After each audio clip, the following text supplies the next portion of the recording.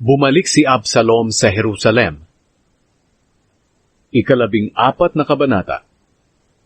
Alam ni Joab, anak ni Zeruiah, na nangungulila si Haring David kay Absalom. Kaya nagpatawag siya ng isang matalinong babae galing sa Tekoa. Pagdating ng babae, sinabi ni Joab sa kanya, "Magkunwari kang nagluluksa.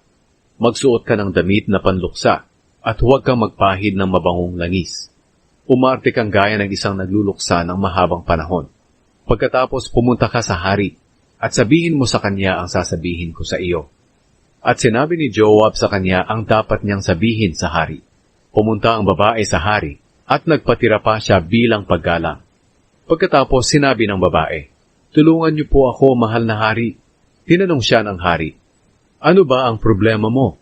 Sumagot siya, "Isa po akong biyuda, at may 2 akong anak na lalaki. Isang araw nag-away po silang 2 sa bukid, at dahil walang umawat sa kanila, napatay ang isa. Pinuntahan ako ng lahat ng kamag-anak ko at sinabi, 'Ibigay mo sa amin ang anak mo, at papatayin namin siya dahil pinatay niya ang kapatid niya.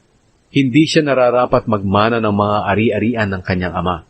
Kung gagawin nila ito, mawawala pa ang isa kong anak, na siya na lang ang inaasahan kong tutulong sa akin.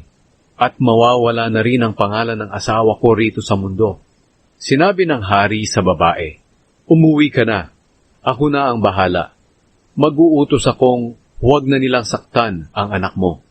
Sinabi ng babae, "Mahal na hari, kung kayo man po ay babatikusin dahil sa pagpanig nyo sa akin, ako po at ang aking pamilya ang mananagot at hindi kayo."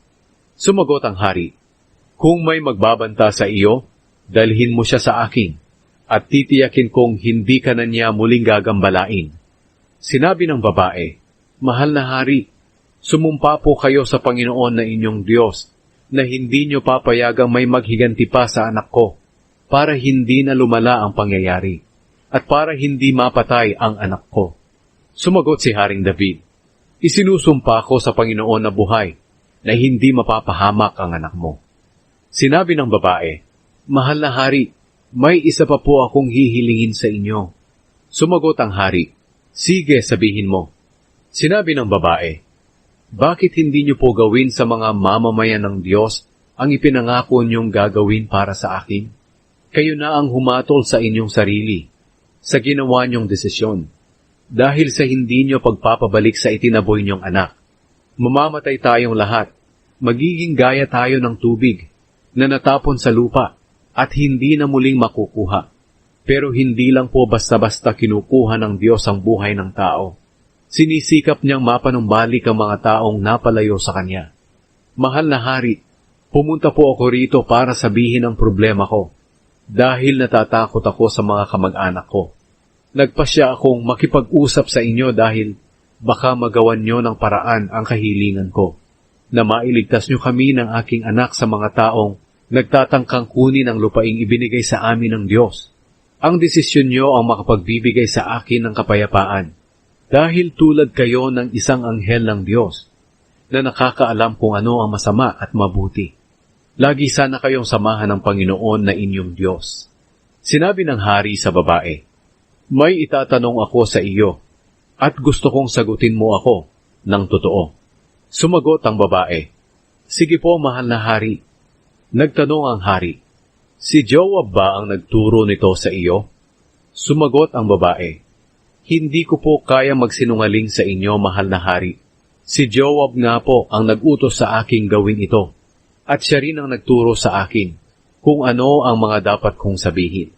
Ginawa po niya ito para magkaayos na po kayo ni Absalom. Pero matalino kayo, mahal na hari, gaya ng isang anghel ng Diyos. Nalalaman niyo ang lahat ng nangyayari sa bansa natin." Kaya ipinatawag ng hari si Joab at sinabi, "Sige, lumakad ka at dalhin mo pabalik dito ang binatang si Absalom." Nagpatira pa siya sa hari at sinabi, "Pagpalain sana kayo ng Panginoon, mahal na hari. Ngayon nalalaman kong nalulugod kayo sa akin, dahil tinupad niyo ang kahilingan ko." Pagkatapos, pumunta si Joab sa Geshur, at dinala si Absalom pabalik sa Jerusalem. Pero iniutos ng hari, doon siya pauwiin sa bahay niya. Ayaw ko siyang makita rito sa palasyo. Kaya umuwi si Absalom sa sarili niyang bahay at hindi na siya nagpakita sa hari. Wala nang hihigit pa sa kagwapuhan ni Absalom sa buong Israel, kaya hinahangaan siya ng lahat. Wala siyang kapintasan mula ulo hanggang paa. Isang beses lang siyang magpagupit bawat taon kapag nabibigatan na siya sa buhok niya. Kung titimbangin ang buhok niya, aabot ito ng 2 kilo, ayon sa timbangang ginagamit ng hari. Si Absalom ay may 3 anak na lalaki at isang napakagandang babaeng nagngangalang Tamar. Nanirahan si Absalom sa Jerusalem sa loob ng 2 taon na hindi nakikita ang hari. Isang araw, ipinatawag ni Absalom si Joab para hilingin na makipag-usap ito sa hari para sa kanya. Pero hindi pumunta si Joab kay Absalom. Kaya muling ipinatawag siya ni Absalom pero hindi na naman siya pumunta. Sinabi ni Absalom sa mga lingkod niya, "Sunugin niyo ang bukid ni Joab na taniman ng sebada. Katabi lang ito ng bukid ko." Kaya sinunog nila ang bukid ni Joab. Pumunta si Joab kay Absalom at sinabi, "Bakit sinunog ng mga lingkod mo ang bukid ko?" Sumagot si Absalom, "Dahil hindi ka pumunta rito, noong ipinatawag kita. Gusto ko sanang pumunta ka sa hari at tanungin siya kung bakit ipinakuha pa niya ako sa Geshur. Mas mabuti pang nagpaiwan na lang ako roon. Gusto kong makita ang hari. Kung nagkasala ako, patayin niya ako." Kaya pumunta si Joab sa hari at ipinaabot dito ang mga sinabi ni Absalom. Pagkatapos, ipinatawag ng hari si Absalom. Pagdating niya, yumuko dito sa hari bilang paggalang at hinalikan siya ng hari.